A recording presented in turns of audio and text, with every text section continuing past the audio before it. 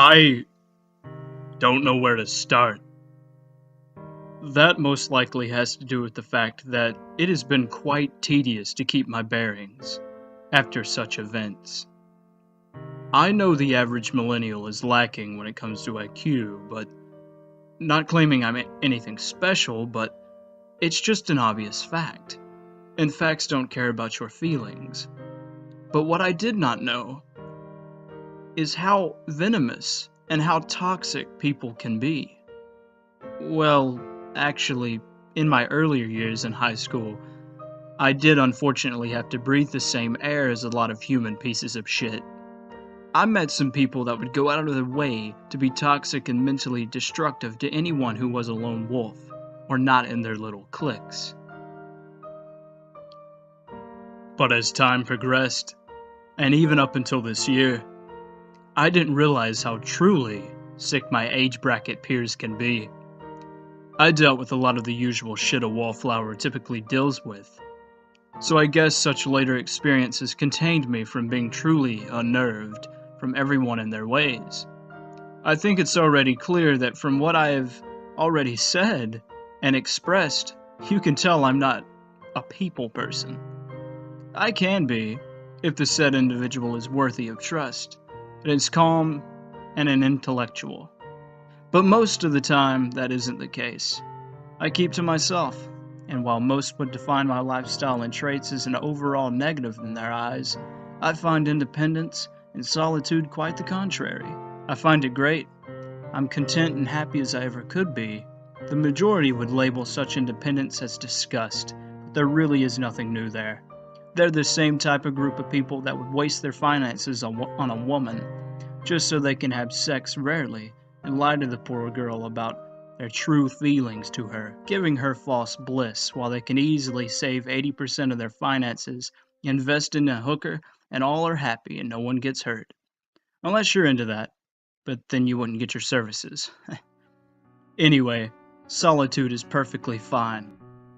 I've lived as a lone wanderer for as long as I can remember, and there's nothing wrong with it.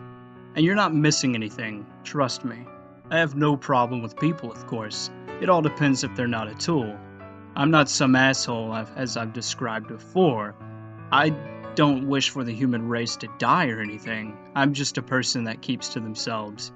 I find myself talking to girls when I feel up to it. It most likely happens when they get away from their little cliques. Depending on the girl, you could start greeting regardless of who is around her. But it was a rarity.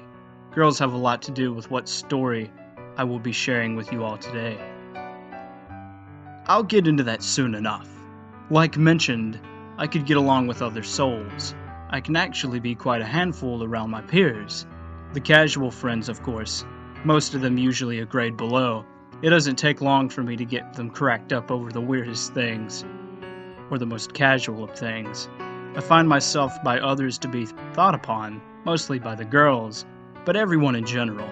They seem to really like me. Then, of course, there are the other majority, who seem to be on the defensive, treating me as though I'm a rival gang member in the wrong side of the block, or a poor autistic boy with an Elmo hand-me-down. I strayed away from that side of people as much as possible, and for the most part, it seemed to come along just fine. It's funny though, the particular clique that had the venomous people usually were filled with mostly girls. The clique was that of what most every high school has, your usual what I like to simply mass categorize as the alternative clique.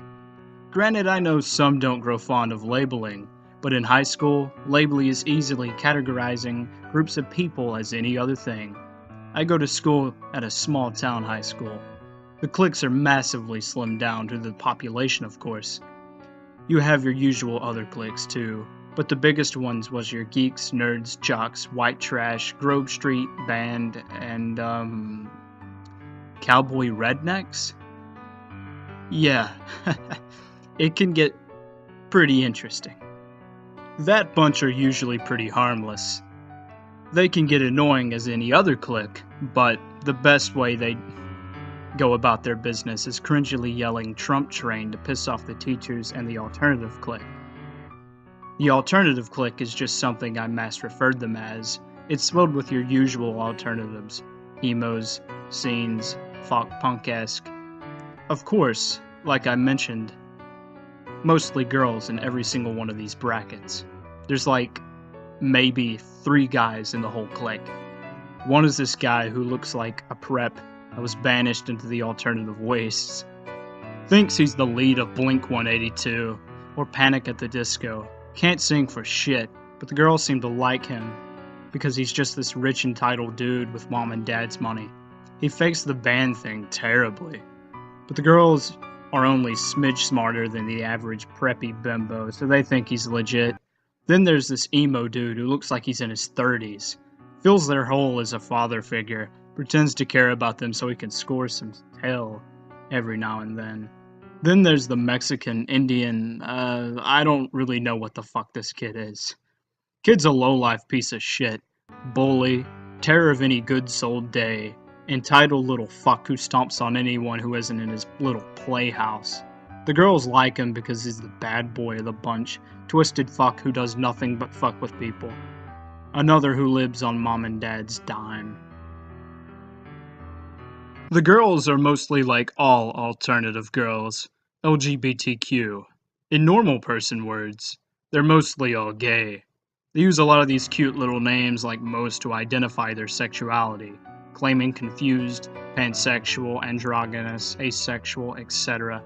They're just words that girls with daddy issues love because it's a trend to be. It's funny, because I've not always been an alternative looking guy myself, but ever since the 9th grade, I've always had an eye for the alternative girls. They tend to be toxic in their cliques, in their group, but separated they're fun to be around with. They're like, just like me. They like my hobbies, they're really chill. They're down for anything, and it also helps that they're not so bad on the old eyes. Plus, they have daddy issues, and to put it lightly, they're fun to have sex with. Just not fun to be in a relationship with, like most younger girls. I need to talk to you about something that happened today. Well, not today, but events that transpired previously. I don't have any friends, really, besides casual friends, but those are school-related, and not really big, besides one person, but I'll get into that.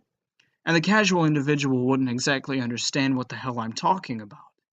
But I bring this to you, hoping that online, people will understand what I mean, and feel, and what I'm coming from. It all started just 2 weeks ago, on the public school bus as usual, right before sunrise, birds still fucking sleeping, with not a crumb in my stomach as usual, on and took my seat in the very back like always. The day seemed extra shitty since it was Wednesday, and the week was still dragging. Not only that, but this weird kid named Charlie Mason got on. He never gets on, and he has a car his mom bought. He has no reason to ride the bus, but the fucking kid is weird. But of course, the place that Charlie is assigned to is, you guessed it, my seat. My lonesome, awesome seat in the back. He sits down and starts playing his godforsaken harmonica. I eventually had enough and screamed at the kid to shut the fuck up. The people in the front found my anger to be hilarious since I hardly spoke, which only in turn made me even more pissed. Finally, I got to school and made my way back to first period, gym class. Biggest joke in the US school system. I sat up on the bleachers as usual and played Borderlands 2 and Persona 5 on my PS Vita to pass the time. Just as I was getting my backpack around my shoulder and heading to the locker room to skip the last 8 minutes of PE, the gym teacher let me know that the principal wished to see me and that nothing was wrong.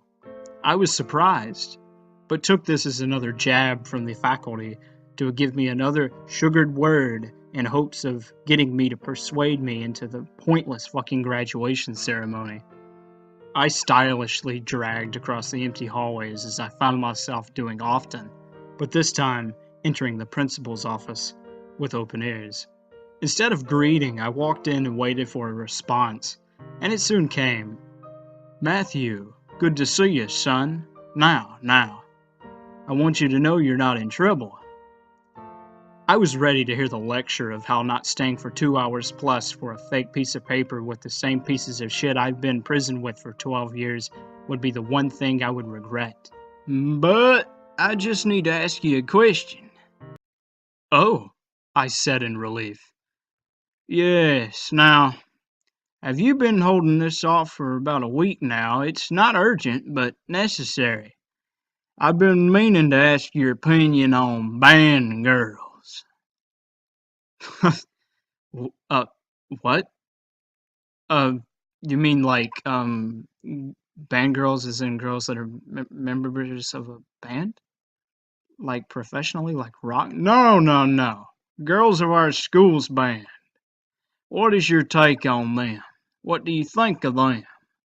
he asked with a joyful, goofy smile. "Oh, well, to be honest, I'm not exactly a fan of them, to be fair, sir. They seem very entitled, and there's some rough drama pots as well. I can't say I get along with them, sir. I'm sure there are some good kids, but for the most part, I'm afraid I can't say the same for the majority of them." "I see. So you think we might have some wonderful young ladies in this here facility, huh?" he asked me with a type of personality shit-eating grin on his face. Um, no, sir, I think you didn't hear me. I'm not too fond of any band girls." "Well, you know what I think? I think you need to get the hell out of my office." His eyes opened in amusement. My eyes opened in amusement. The words that this man chose to alleviate out of his mouth seemed so surreal. At first he was comfortable as could be, but then once he knew my sentence wouldn't change, he struck upon me with utter intimidation tactic, like something in his brain hit an emergency track for a train. "You and me, we're done here. Don't you worry. I won't stir up anything, and you won't be in any trouble. But I promise you this, son, I won't forget our little conversation. You best remember that, you hear?" I tried to act calm and collective. I did what most teenagers do. I said, uh, yeah, yes, sir, no problem, sir," and left his office and went ahead of my second period class, Band Appreciation, another joke of a program created from people's taxpayer money. I wanted art in place of this, but as much as a joke as it wasn't the worst, I'll admit. We basically had to fuck around with these stupid music apps. It was an annoyance, and we had to do these little tests, but the class was a pushover. But I did have a little fun. Of course, the fun had nothing to do with the band shit. But more the kids who were around this time, there were some I talked to. This one kid named Trevor, another fat dude named Jake. He smelled like ham and sounded like Vinyl Apuma Gaming. Then there was this one girl, really cute girl. Her name was Alex, emo chick who was not so bad on the eyes like some of them happened to be. We got along great. I felt she kinda understood me and who I was. She knew I was a loner, and she said she'd seen me before, many times, so we for the most part seemed to be hella cool fit. I felt she kinda understood me very well. Some of the guys on the other side of class would think she was my sister, or girlfriend. We looked alike, so I didn't blame them for their assumptions. She was literally every fucking thing that comes to my liking. We had the same hobbies, music taste, gaming, anime, etc. She was badass. Really pale girl with sleek black attire, smooth, short black undercut, which it sometimes hung down to her bangs. Her hair was kinda like mine, but mine was actually longer. She was, in my eyes, a total babe, and I've always been kinda fucking crazy for alt chicks. We soon, within a week, became friends, and it was kinda good having somebody to talk to, since the rest of my day I'd be alone and bored. I kinda found that I crushed on her a bit. As I walked into class, Mr. Bollocks, our teacher, was already in his lesson. Half of the class and him as well made eye contact with me. Mr. Bollocks and me didn't converse much, but we were friendly, and he said, "It's all good, Matt. Come on in. Jake's been missing you." The class started laughing, and I have to admit, I started to snicker too. Alex was nice enough to not even put her Ergo Proxy anime bag on my seat. Most wouldn't do that. I could tell she missed my presence. I sat in my seat and it definitely didn't take long for Alex to ask me what happened. "What do you mean?" I asked. Jake and Trevor nervously looked around, and then they looked at me for an answer as well. "Dude, people have been talking about you in the principal's office. What the fuck did you do?" She brought up nervously. "Alex, it's fine, nothing really. I'm good." As for the principal, he asked me a weird-ass question. If I liked band girls. And then I said, before I could finish, Mr. Bullock started looking around the room to see where the talking was coming from, so I stopped. I actually forgot to continue my story. As class continued, the bell rang, and I picked up my bag. "Alex, I'll see you later." Told her bye, and she reminded me to hang out with her after school. I was fanatic to hang out with such a chick, so I was a little anxious. I told her, yeah, don't worry, and went to my next class. She wanted to talk a little more, I could tell, but I figured she'd be fine since I would see her later that day.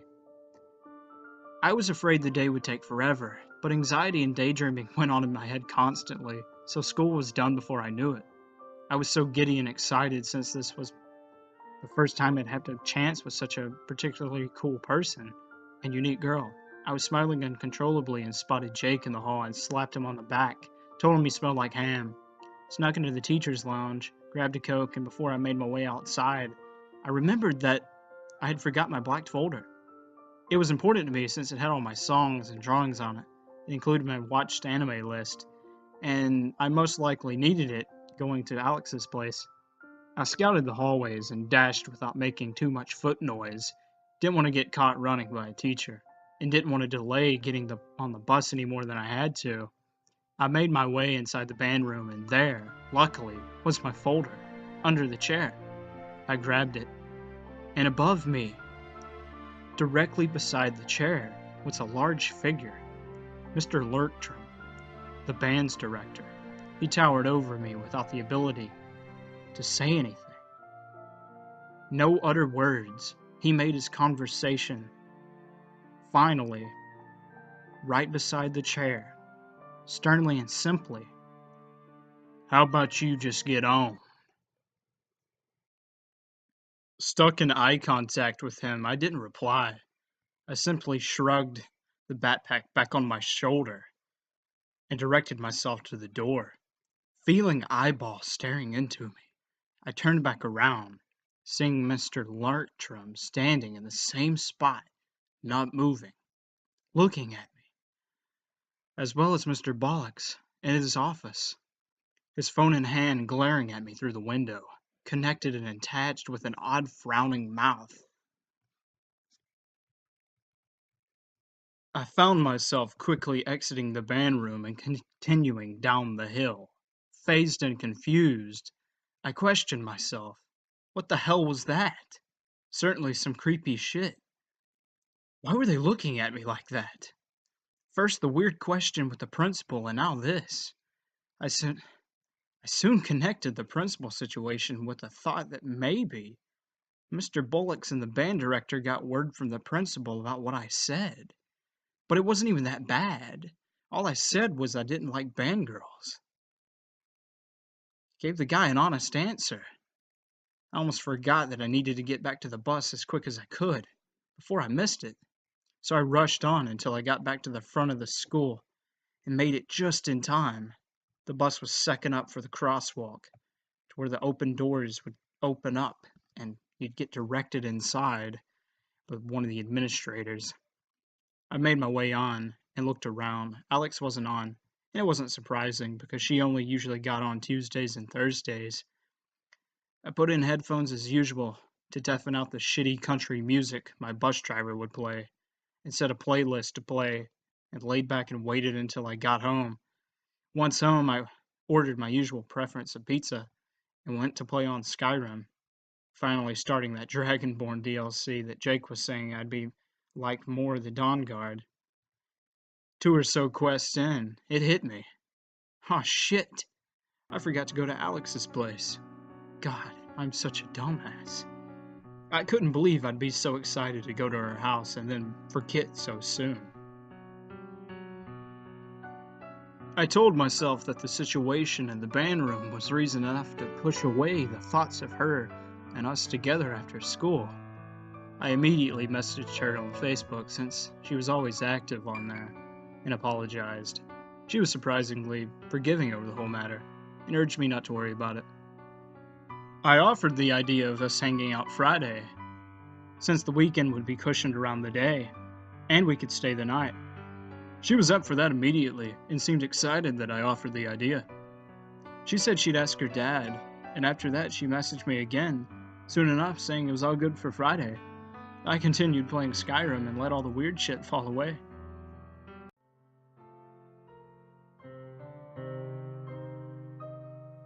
Thursday passed with no such situations as Wednesday, and Mr. Bollocks kept being his usual self. He didn't even look at me funny either. Friday came, and soon the day was at its end. On this day, though, Mr. Bollocks and another teacher, in which I didn't even have the name of, stared at me angrily. In class, Mr. Bollocks clenched his fist and started banging his office desk like an ape fighting over a piece of dog shit, foaming through his lips while we were supposed to be studying, all while staring into me as if he had lasers for eyes. At first it was fucking terrifying. I mean, here I am, with my music appreciation teacher giving me a death stare while foaming through his mouth like he has rabies, and banging his desk like an animal. To my right ear, I heard this adorable giggling. Alex was laughing. Dude, what the fuck? She started to burst into laughter. Her view onto his actions made me feel much more comfortable. The little fear that I had for this crazy lunatic had completely faded away. Yeah, guess Mom made his pizza rolls too fucking hot. Jake, Alex, and Trevor found that hysterical. The rest of the class eventually caught in on what the teacher was doing. They saw him going nuts and started making cracks as well. Guess old dude's off his rocker, one guy said. The class started laughing. Everyone kept studying for our test. We were supposed to get it by the end of class, but Mr. Bollocks wouldn't come out of his office. Guess we're not having the test today, thank God. I wasn't studying anyway, someone exclaimed. We eventually all stopped studying and got on our phones and shit. I felt a poke from the side. I turned over and made eye contact with Alex. Matt, he keeps fucking staring at you. I know. What did you do? I don't know, I admitted. He's been that way ever since Wednesday. Ever since the whole principal thing. Alex asked again about the whole principal situation, and this time I made sure to let her know the full scope of things. With the day at an end, I met up with Alex in Second Hall. I told her I'd see her soon. I got on the bus and made it home, grabbed my bike, and let all that other mess take a break from my mind. I was once again excited to finally hang out with a friend. I made it to her house and dropped my bike on the ground. I saw a security camera in the shingles. Quite weird. With the door open, Alex told me to remove my shoes. Her parents had an Asian-esque rules for which shoes were involved, and I had no problem with. I was quickly greeted by her fuzzy black cat, and we went up to her room. Her parents were suddenly gone all of a sudden. We had the place to ourselves, and I watched whatever anime she had on. And we started playing some Borderlands 2 on our PS3. I had brought my stuff in my bag, which included my USB for my saves. Plugged that in, and we had a lot of fun. Before we knew it, it was already 9 o'clock. We took a break from the game and turned on the TV. She asked if there was anything I wanted, and she went downstairs and I went with her. She told me she was surprised her parents weren't home yet, and she didn't know why they left, other than they were seeing a relative. We goofed around downstairs and made something to eat, since her parents weren't around and I was more glad to make something, but she had pizza left over from Wednesday. We laughed and just ate that while I watched some anime of our choice. It eventually reached 1 o'clock and Well, to cut it short, and it might not make this any uncomfortable for you, but we eventually led ourselves to having sex that night. I had no objections. Judging by the way she acted, she seemed to be very fond of it. I was shocked that I'd scored such a night. I knew that she had to be the one. Morning came, but that night was some pretty relaxing sleep. While we were still in her room, in her bed, her mom came in. Lucky enough, I managed to evade her and jumped into the sleeping bag. Her mom greeted me and asked Alex to come downstairs. I was afraid she was talking about me, but Alex told me it was just about a relative passing away. Alex said she didn't really care about the relative, didn't know them, but her parents were really affected by it. We played video games up till 4 o'clock into the afternoon, and I had to leave. Of course, I stayed till 4:36, and then finally told her goodbye. Hey, make sure to text me tonight, okay? I'll see you at school. I'll see you at school too. Take care. I saw her dad, but I didn't say anything. I felt it would just be awkward if I did. I got home and played Skyrim and messaged Alex around 11 that night. We flirted and admitted feeling and stuff. Things were looking up. We planned for a broader relationship that we previously had, and we're making it an outstanding thing. This was rare because I never let a girl get this far, but she was pretty special. I did what most texts consist of: I love you, good night, and something silly. Like, watch out for Hermaeus Mora. Monday arrived.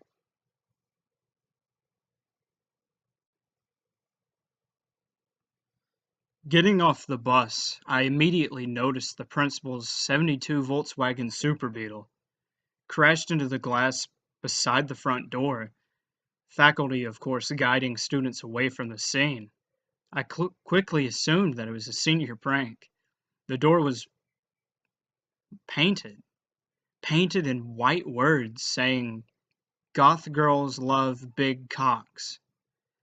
Then I saw the principal crawl out of the vehicle with this muddy brown stuff all over his mouth and teeth, some of it oozing down his chin in a more liquidated form. The closer I got, it grew more and more apparent that was this was this fuck literally had a shit-eating grin. Encased in his smile, he stayed his ground beside the vehicle.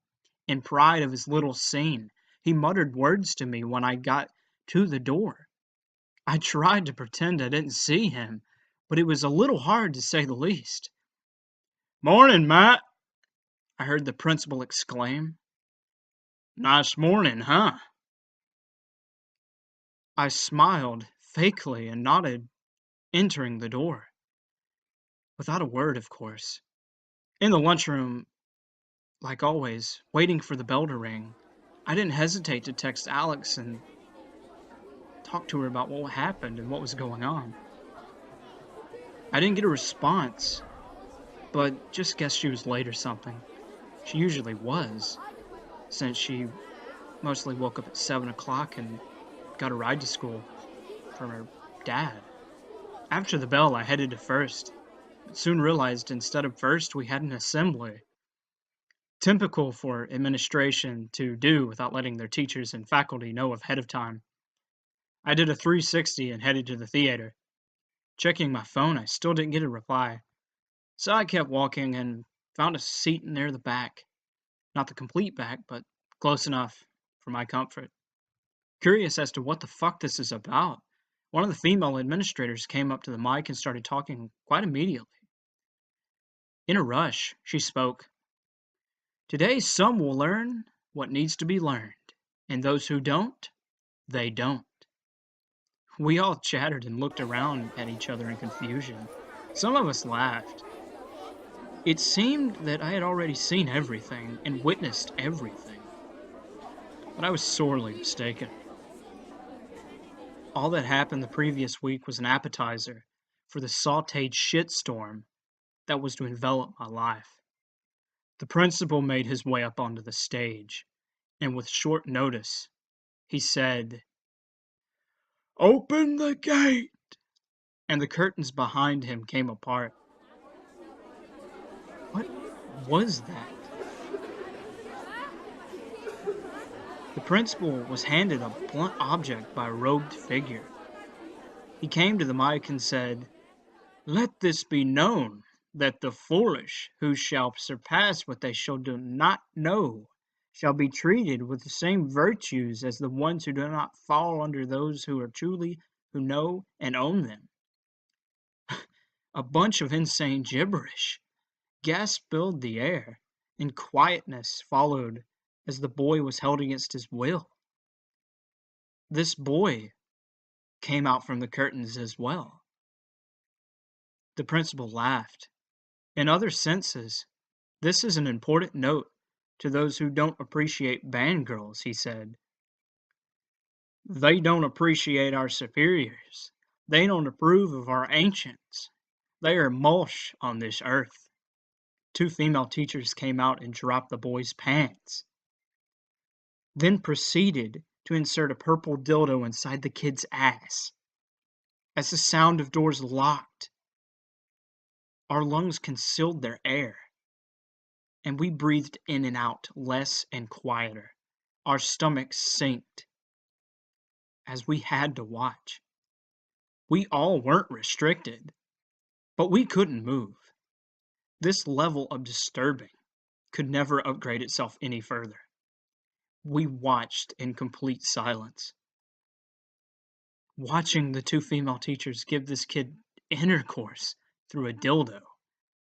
They slapped his ass and then threw the dildo into a bucket of cold water.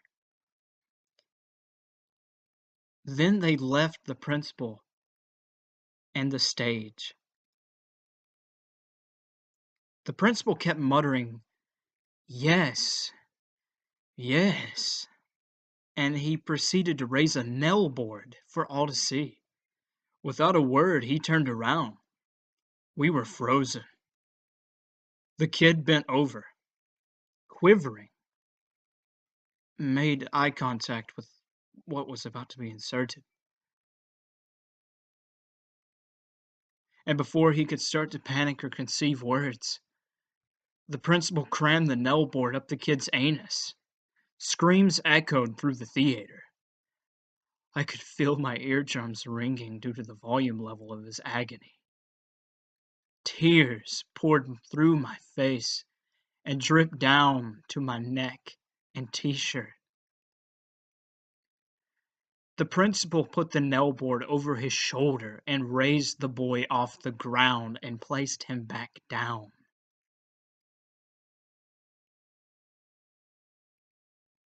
Then ripped it out of his ass.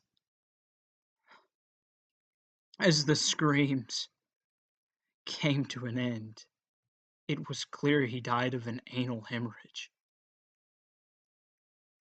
The only extent of such a thing was gushing blood and fecal matter, and the corpse of someone who once was twitching. The principal left the stage, and then out of silence a bell rang.